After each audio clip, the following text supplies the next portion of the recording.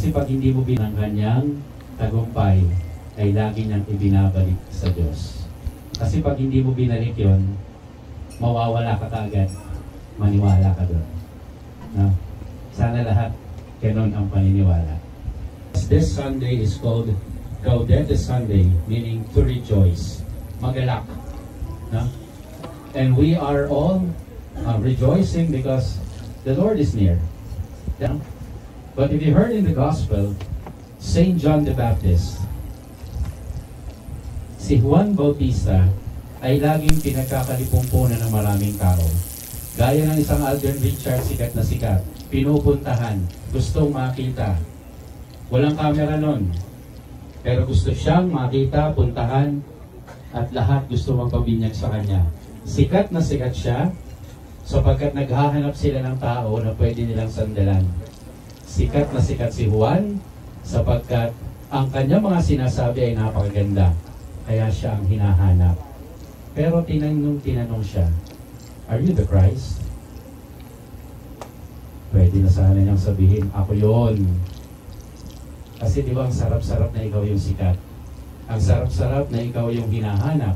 Ang sarap na ikaw yung center of attraction. Ang sarap-sarap naman talaga ng feeling na ikaw lagi ang hinahanap. Parang kayo, di ba? Sarap ng feeling pag pinupuntahan niyo ang artista, palagay ko Kasi center of attraction. Pero, hindi siya Kaya anong ginawa ni Juan Bautista? "No, I am not the Christ. May darating pa." Siguro sabi ng mga alagad niya, "Sana sinabi mo ikaw. Para ikaw na yung kanilang bida." But no. John said the truth. I am nothing. Kaya mga kapatid, ako sa totoo lang po, sa pagkakilala ko kay Alden, parang Juan Bautista to Bakit? Sapagkat hindi niya nakakalimutan kung saan siya galing, para saan ang lahat, at kung kanino siya dapat pupunta. Welcome back mga kaaldab. Ito na naman po ang inyong lingkod, si Mr. Destiny, at magbibigay po tayo ng pinakamainit na update po ngayon sa social media. Ito po yung Thanksgiving party nga po ni Alden Richards. Nakakataba po ng puso dahil dito pinapatunayan nga po ni Alden Richards na maka-Diyos siya, di po ba? May takot at may respeto nga po siya sa Panginoon. Di po ba magagawa po bang linlangin ni Alden Richards yung mga taong wala naman, kumbaga umaasa po sa kanya? Kaya nga po kampante kami mga Aldab Nation dahil si Alden Richards, alam naman namin na hindi kami lolokohin. Alam naman namin na kapag sinabi niya totoo, hindi po ba? Kaya nga po mga Aldab, maraming sumisimpatya dahil nga po sa paninindigan kay Alden. Hindi naman lingid sa inyong kaalaman na di po ba napakarami nga po talagang babae ang naililing kay Alden, pero nagawa po ba niyang kumbaga dikitan? Respeto na lang po sa mga hindi naniniwala. Respeto na lang po sa mga taong bulag at bingi sa katotohanan. Sinasabi ko lang po ito para po sa klaro, para lang po sa mga nagsasabi ng ganito ganyan, etc. Real talk mga kaaldab, nakakatuwa po at nakakataba ng puso, di po ba, na may mga ganitong bagay na kumbaga nangyayari. Tapos sasabihin nila, naku, si Alden ang gagamit lang yan, ginagamit niya lang yung Aldab para pansariling interes, ginagamit niya lang yung mga mamis, mga titas, mga senyor para makakuha ng simpatya. Sa tingin niyo po ba, di po ba kasalanan sa Panginoon ang manlinlang ka at manloko ng tao? Di po ba? O baka sabihin nyo, Mr. Destiny, ikaw nga to sinasabi mong kasal Base naman po kasi to sa mga nangyari po sa kanila. Hindi lang naman po ko kumuha lang sa chismis. Nakita naman po namin di po ba? Alam naman po namin at galing naman po mismo sa pamilya Mendoza, pamilya Polkerson. Di po ba? Wala pong masama sa ginagawa namin. Dahil tinatanong din naman po namin si Richard Polkerson kung ano na nga po ba talaga yung totoo. Pero gaya nga po ng sinasabi ko, depende na lang yan sa mga taong magre-react at sa mga taong magkokomento. Ang importante lang naman po, sabi sa inyo, kung ano lang naman po yung latest, doon lang po tayo. Di po ba?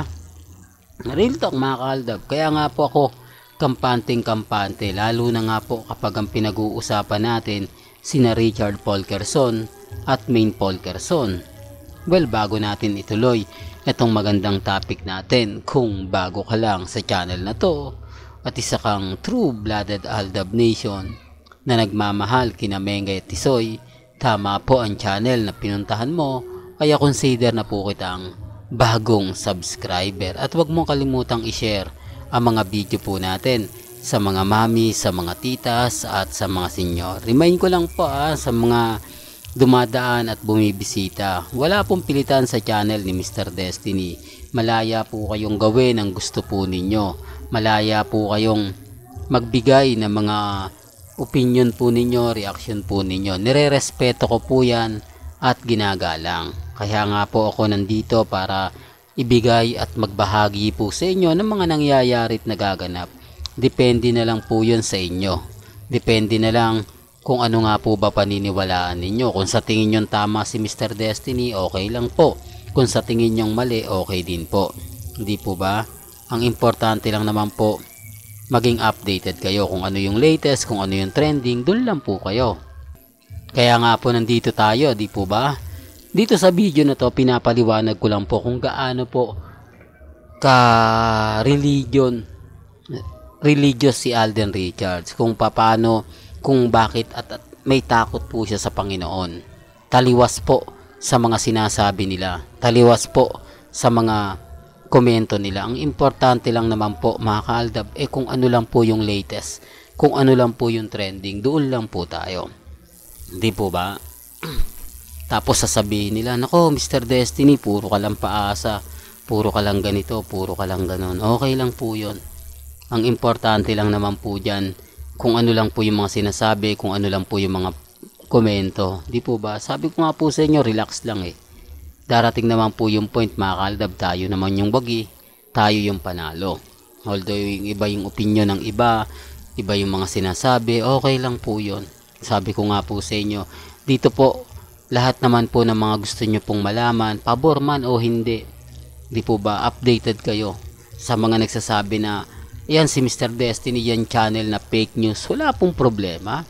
Hindi naman po ako namimilit. Di po ba? Sabi ko nga po sa inyo, kung ano lang yung latest, kung ano lang yung trending, dun lang po ako. Kahit ano naman po kasi sabihin ko rito, magiging ano lang tayo, bitter di po ba? Pabor man o hindi, okay lang naman. Basta sa akin, masaya na po ako. Masaya ako sa mga nababasa natin. Masaya ako sa mga napapanood po natin. Kaya relax lang po ba? Malay nyo bukas sa makalawa, di po ba? Biglang magbago sitwasyon.